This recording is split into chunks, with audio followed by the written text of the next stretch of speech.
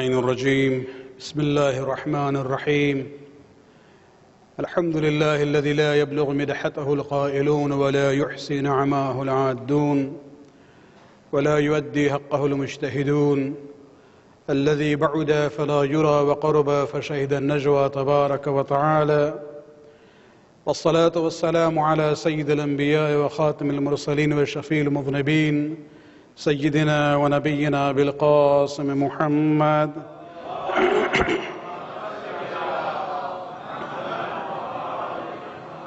وعلى أهل بيته الطيبين الطاهرين المعصومين الذين أذهب الله عنهم الرجس وطهرهم تطهيرا.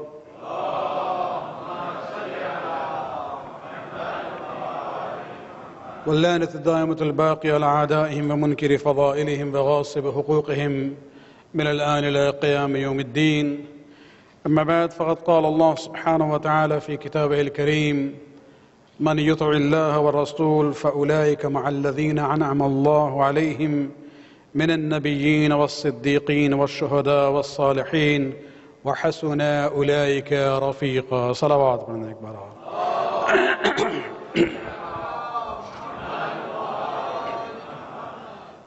Allah subhanahu wa ta'ala in Surah An-Nisa, Surah number 4, ayah 69, talks about a very interesting group of people.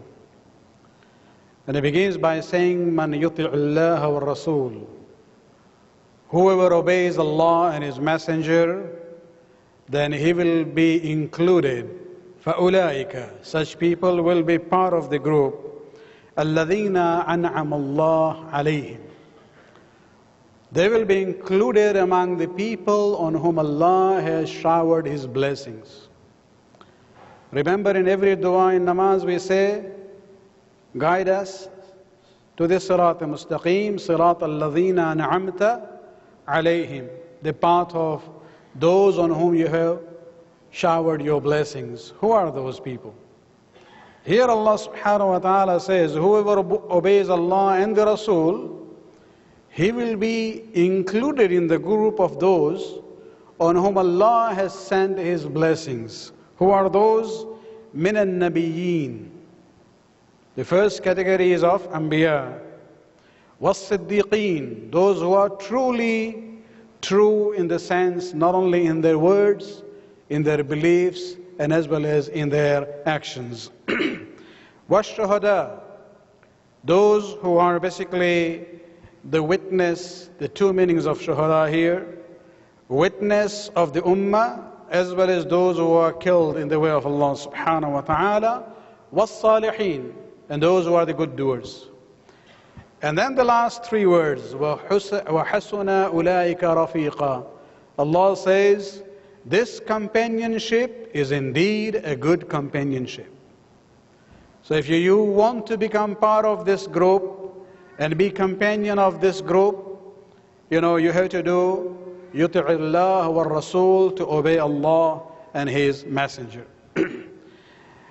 One of the examples where this ayat can be applied in full, without any reservation or restrictions there, would be the personality for whose birth anniversary we have gathered this evening. And I'm referring to the Lion of Ali, the flag bearer of Hussein, the dear brother of Zainab, and the beloved uncle of Sakina, Abbas bin Ali, salawatullah alayhim ajma'een.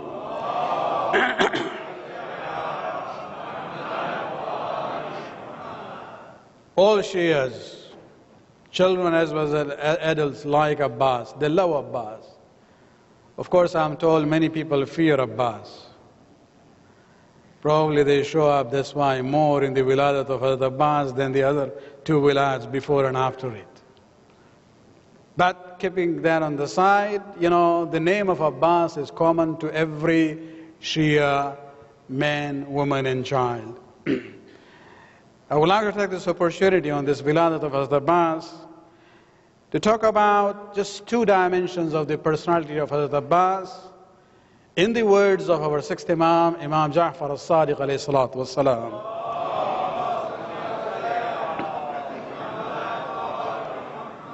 where the sixth Imam basically talking about the personality of Hazrat Abbas.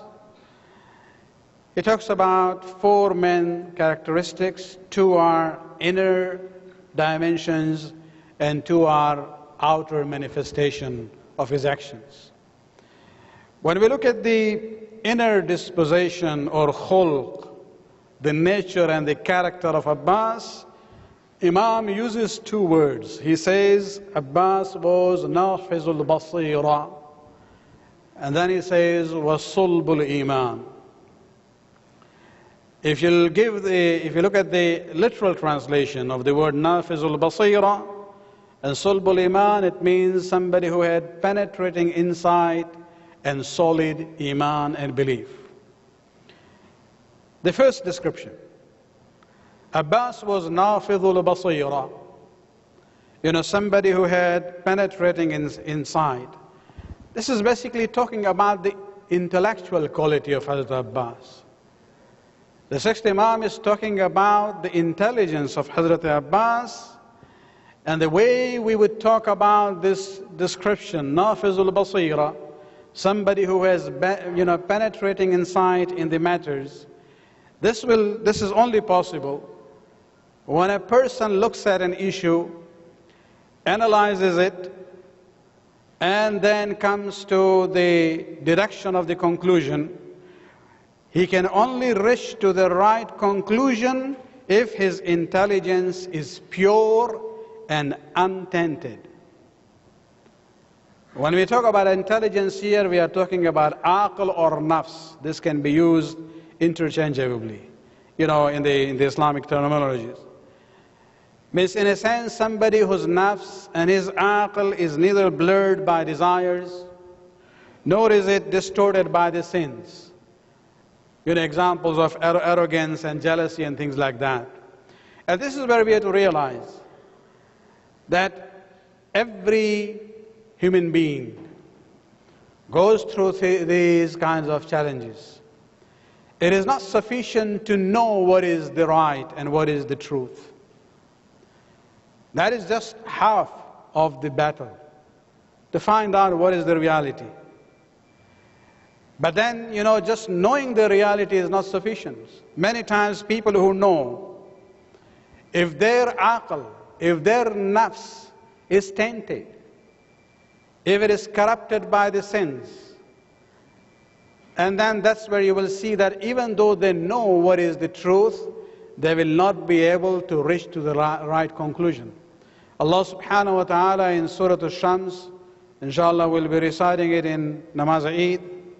Maybe that's one of the reasons, the message of that, at least once or twice a year we recite that surah, where Allah subhanahu wa ta'ala, after saying, by the sun and the moon and the day and the night and the heavens and the earth and the human soul that I have created, then he says at the end, قَدْ أَفْلَهَ مَنْ زَكَّاهَا.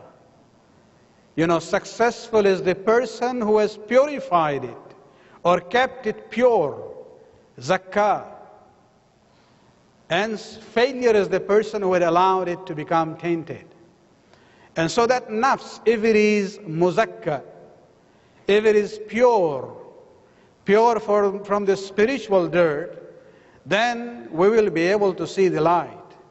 And we will be able to reach to the right conclusions. But if it is tainted with our desires and with the sins, then the intelligence, the aql, the nafs will play tricks on us. And this is where we see when we talk about nafizul basira, that is the quality that we are talking about. Let us look at example, a counter example first, of somebody who was contemporary of Hazrat Abbas. We know the events of Karbala. The name of Umar ibn Sa'd is very well known. He was the commander-in-chief of the Yazidi forces. How did he become the commander-in-chief?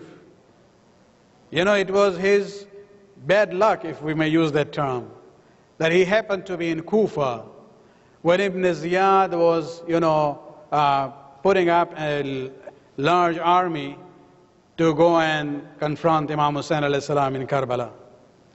He called Umar ibn Sa'd, whom he had already given an assignment, an appointment as a governor of the city of Ray, which is actually in the south of Tehran. That was the main city in the past.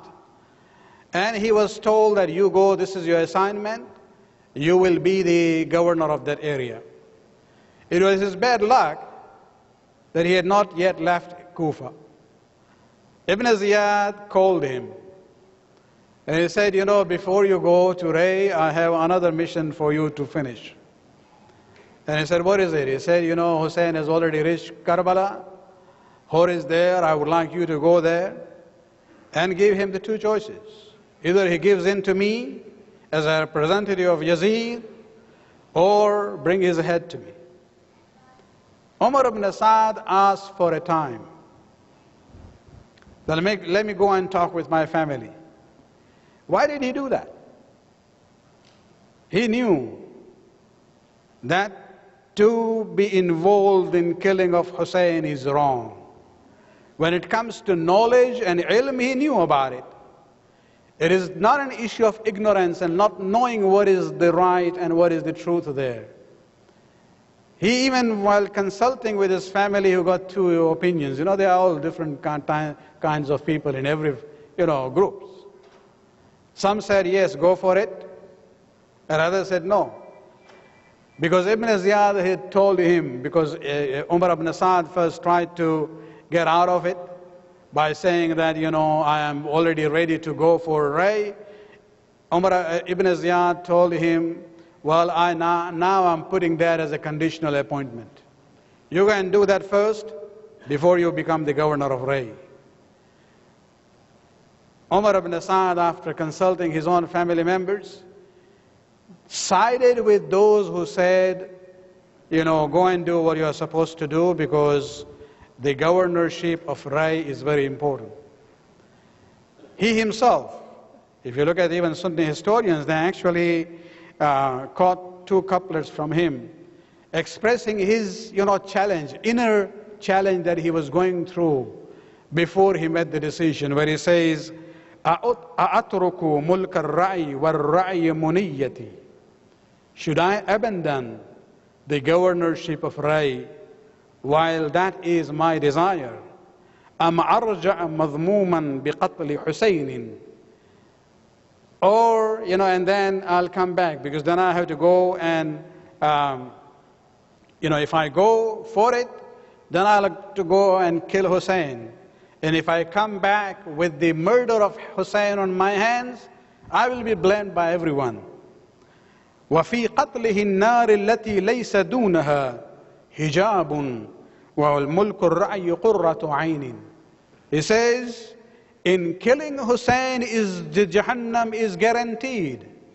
There is no, any ambiguity there, no hijab over this issue. It's very clear to me, in killing Hussein, the nar, the fire of Jahannam would be there for me. But then he ends by saying, وَمُلْكُ الرَّعْيِ قُرَّةُ عَيْنٍ. But the governorship of Ray is the apple of my eyes. That is the desire I have. And eventually his desire overcomes the knowledge and the truth that he knew. And so it's, when we talk about this issue of, penetrating inside in a person, this only comes if our intelligence and our nafs is not tainted with desires. Look at the situation of Abbas bin Ali.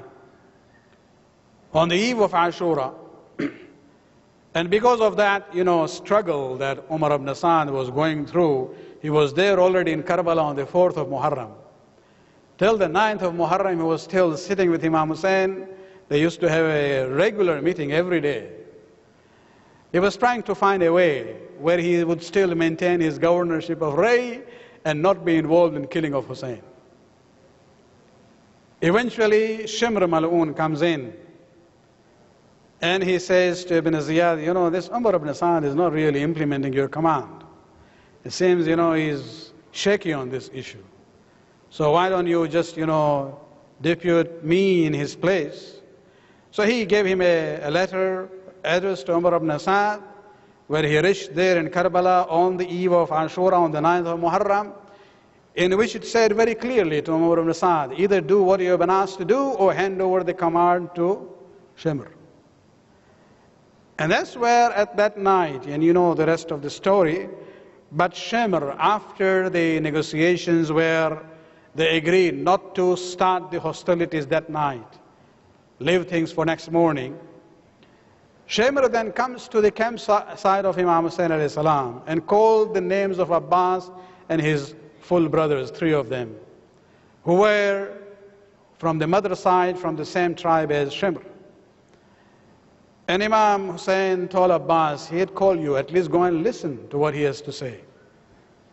When Abbas goes there, Shimr says, I have come with the aman, amnesty letter, guaranteeing your safety and security from Ibn Ziyad, provided you leave Hussein and come to me, all 4 of you. Abbas bin Ali, whose soul and mind was not tainted in any way with any desire. This is the purity of his mind and his intelligence, where he responds immediately, and his words are, لعنك الله ولعن أمانك. May Allah curse you and curse the amnesty letter that you brought.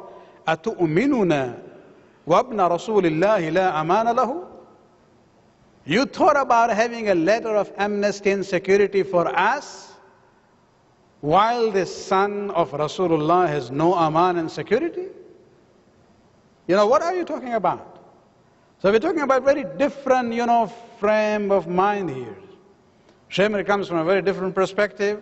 Abbas bin Ali is basically speaking his mind, which is totally based on tazkiyah and purity. Salawat padhne ek baar.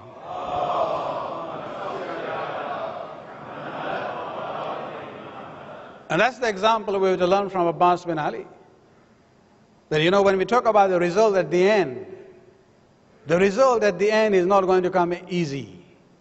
To be included in that companionship, where Allah subhanahu wa ta'ala says, this is hasuna ulaika rafiqa, is not that easy.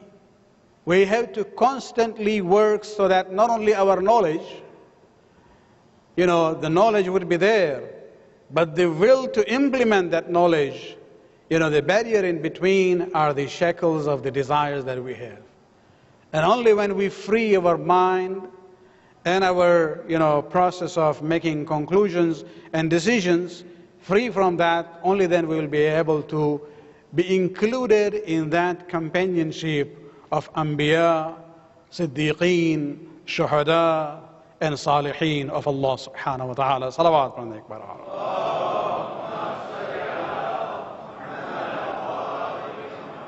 It is with that kind of penetrating insight that you get this result. وَصُلْبُ الْإِيمَانِ. The word sulb means something which is very strong, very solid. So then you get that iman and then their belief, which is not wavering, which is there, very strong. Whatever challenges that we face in our life, the iman will become very strong and solid, provided we have that basirat, which is nafil. Salawat padhne ek baar.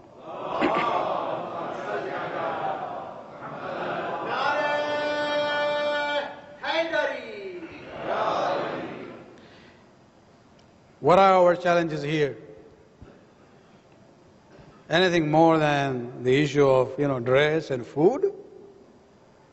Anything else? The desires that we have? Nothing. At least we here don't have the issue of security and peace in society. This is something we have to be thankful to Allah subhanahu wa ta'ala. Look at the Muslims in different parts of the world. The struggles and choices that they had to make just to maintain their identities of Shia is becoming very challenging. And so in this kind of environment, we have to realize we have to really move above that level. We cannot be abdu shahwa we have to become the abd of Allah subhanahu wa ta'ala. And so the sixth Imam goes on now to talk about the actions which were based on this, penetrating insight and solid iman. What happened at the end? جاهد مع أخيه الحسين. And it was on this basis that Abbas fought alongside his brother Hussein for the sake of his brother. وَعَبْلَى بَلَاءً حَسَنًا وَمَضَى شَهِيدًا. When you talk about the jihad in Karbala, this was not a, aggressive jihad. This was a defensive jihad. Imam Hussein alayhi salam was given a choice by the Yazidi forces.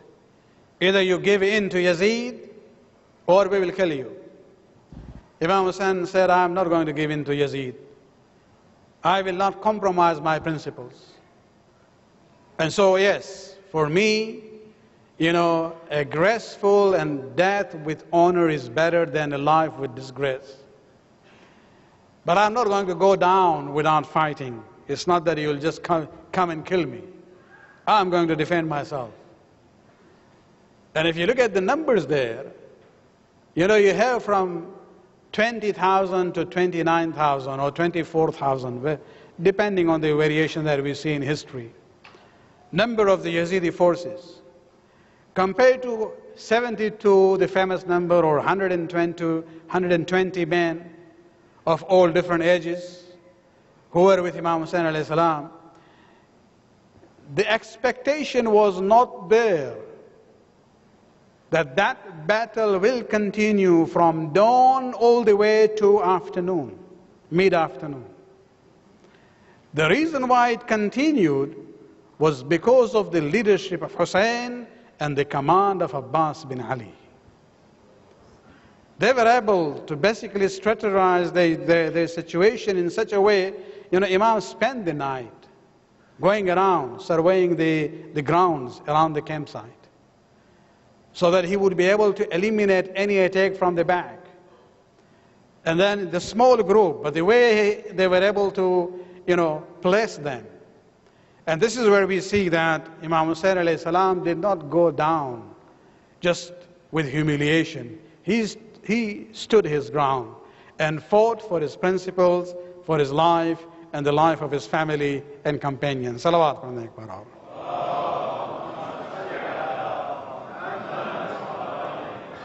And Abbas was with him. وَجَاهَدَ مَعَ أَخِيهِ الْحُسَيْنِ. This is the sixth Imam was saying. Which kind of jihad was this? This was not just a normal jihad that Abbas was fighting. This was a jihad that Abbas was fighting under the banner of Hussein bin Ali. And who is Hussein? Hussein is Syed al-Shabab, one of the two leaders of the youths of paradise. One of the Syed al-Shabab Ahl al-Jannah. And when you look at that status, you come to realize that Imam Hussein himself had mentioned in the eve of Ashura that I'm thankful to Allah subhanahu wa ta'ala for the companions whose status is so great that even the companions of my grandfather and my father and my brother cannot reach them. And it was that group of people that Hussein made Abbas the commander-in-chief. And so this was a very, privileged status given to Abbas bin Ali by Imam Hussein alayhi salam. And when you look at this, you come to realize that the difference between the Shuhada of Karbala, with Abbas being their commander, and the Shuhada of the previous eras, is that all those who fought the battles under Rasul and under Amir al-Mu'minin and under Imam Hassan, they did that under the obligation of bay'at. They had a religious duty to fight alongside their leader. If they had abandoned them, they would have been responsible for their action on the day of Qiyamah. But on the eve of Ashura, Hussein lifted his allegiance and bay'at from his companions. He said, you are free to go. And when he says you are free to go, on the day of Qiyamah, they will not be questioned why they left Hussein, because Hussein allowed them. But they stayed. The quality of their shahadat goes up because of the voluntary nature of their involvement in helping and dying for the cause of Hussein bin Ali alayhi salatu wassalam. Salawat from Akbar.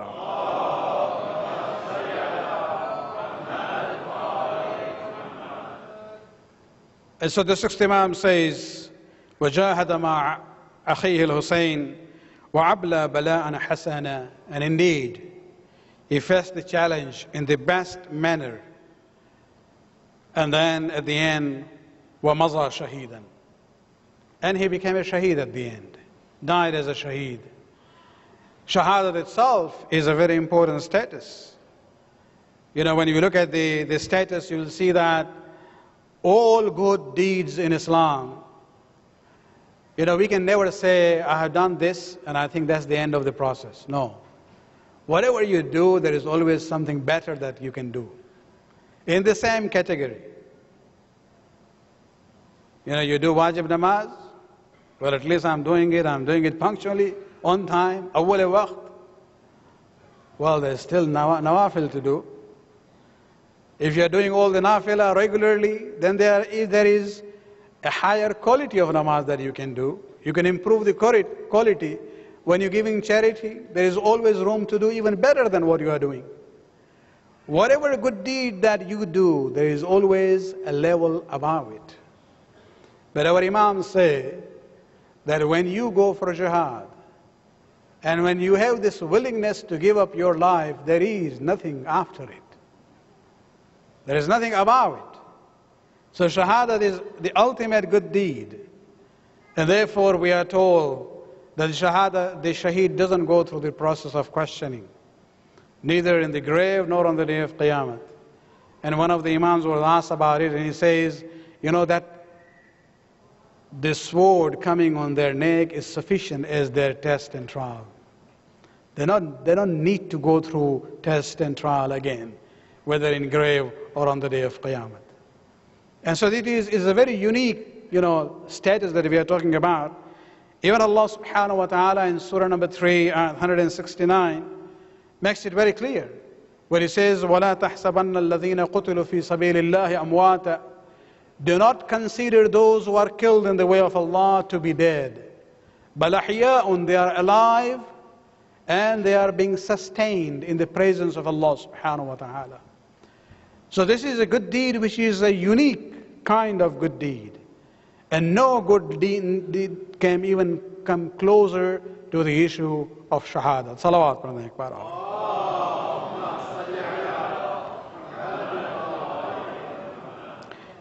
Our sixth Imam, continuing in that, you know, the remarks that he has, and this is now I'm moving from his hadith to another ziyarat that he has for Abbas. Very interesting the way he uses these words, very similar to the categories which have come in that ayat from Surah An-Nisa about the good companionship. You know, he says, Salamullah wa salamu malaikatihi al-muqarrabin wa anbiya'ihi al-mursalin wa ibadihi al-salihin wa jami'i al-shuhada wa al-siddiqeen.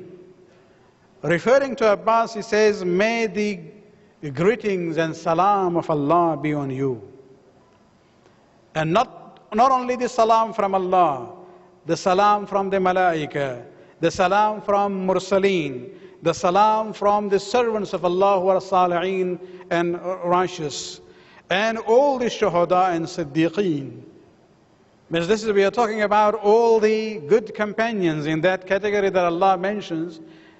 Imam is saying, including Allah subhanahu wa ta'ala, may the salam of all of them be on Abbas bin Ali. Salawat.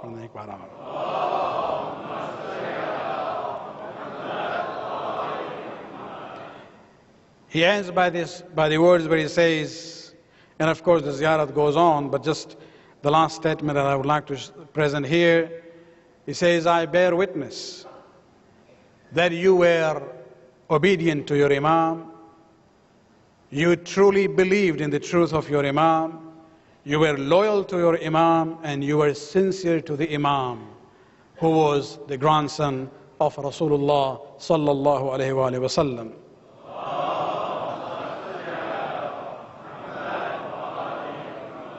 And so this concept of wafa in the poetry in Arabic, Farsi, and even in Urdu, that I am familiar with that. Of course, even in other languages, probably this would be the same. That whenever a Shi'i poet wants to talk about the concept of wafa and loyalty, they always bring the example of Abbas as the example par excellence on this issue. You know, one of the poets from Hyderabad put it very beautifully where he says that I sat down with my paper and pen to write a story about wafa and loyalty. I had just written the name Abbas and I had to break off my pen because that was the end of the story. Just the name of Abbas becomes, symbol of loyalty and wafa from the Shi'i historical point of view. Salawat.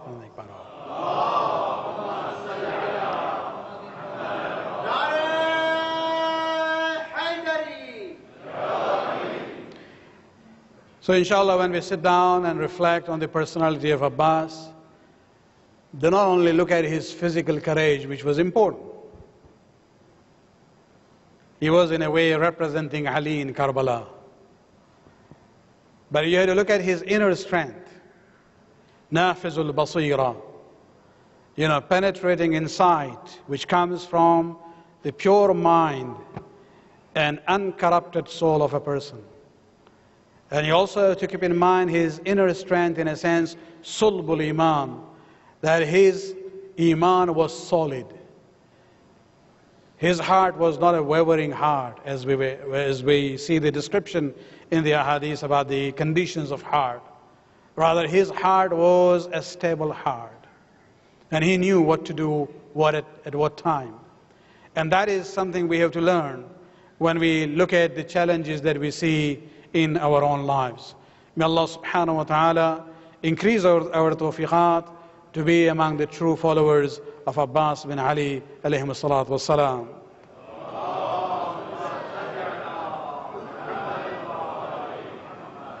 بہت ہی مختصراً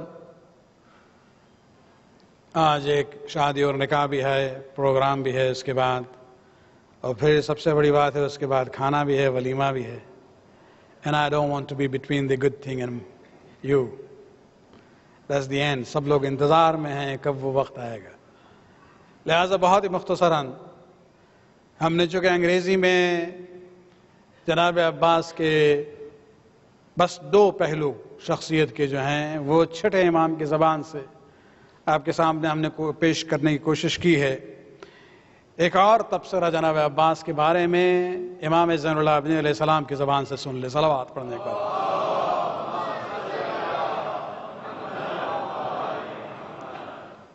جناب امام زین العابدین تو بہرحال انہوں نے جناب عباس کو دیکھا ہے، چھوٹے امام نے تو دیکھا نہیں تھا،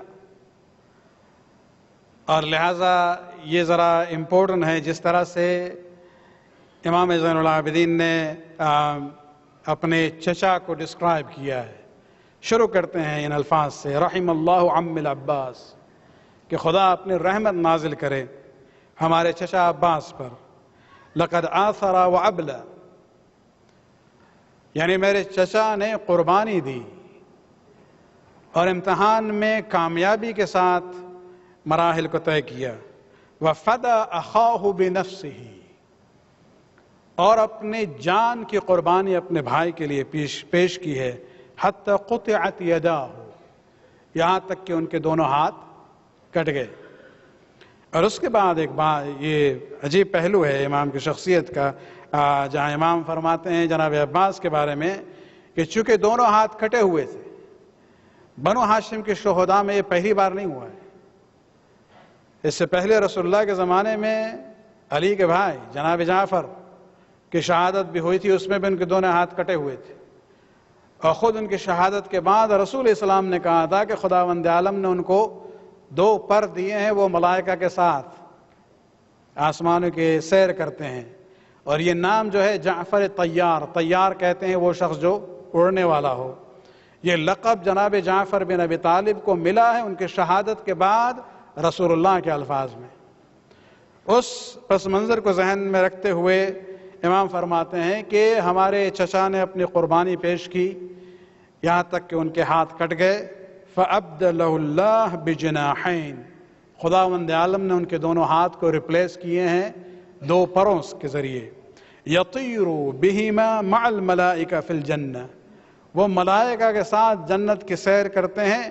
كَمَا جَعَلَ لِجَعْفَرْ بِنْ أَبِي طَالِبٍ، جس طرح سے جعفر بن ابی طالب کے ساتھ خداوند عالم نے یہ نعمت نازل کی ہے، جناب عباس پر بھی نازل ہوئی ہے.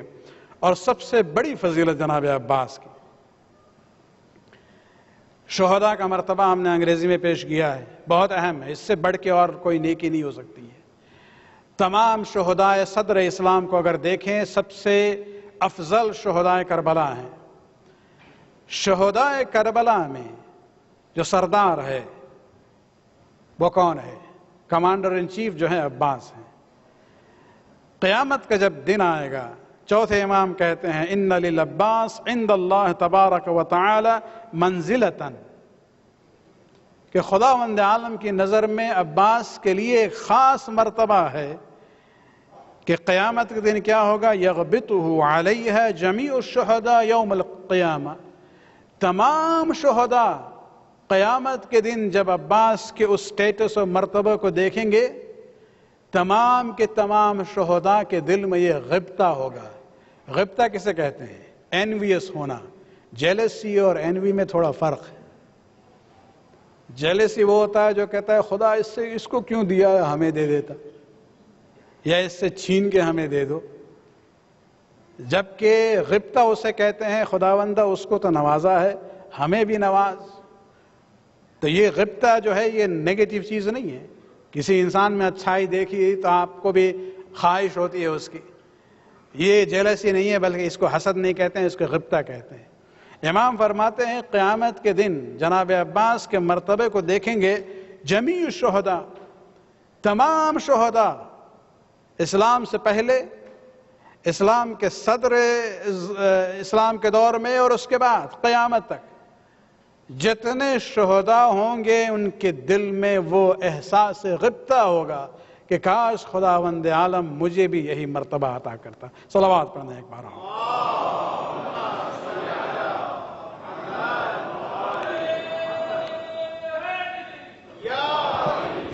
اور یہ کیوں ہوا ہے؟ اس لیے کہ عباس نے اپنے پورے وجود کو، اپنے خواہشات، اپنے تمایلات، اپنے انکلینیشن، اپنے ڈیسیشن، سب کچھ جو ہے تابع کر دیا تھا مرضی امام کی. کبھی بھی عباس نے یہ نہیں سوچا ہے کہ ہمیں کیا کرنا ہے، دیکھنا یہ ہے کہ حسین کیا چاہتے ہیں. اور یہی اطاعت کی بات ہے. جس آیت پہ ہم نے شروع کیا تھا اسے پہ ختم کرنا چاہیں گے من یطع اللہ والرسول، کہ جو اللہ اور رسول کی اطاعت کرے خداوند عالم ان کو شامل کرے گا ان میں جن پر اس نے اپنی نعمتیں نازل کی ہیں.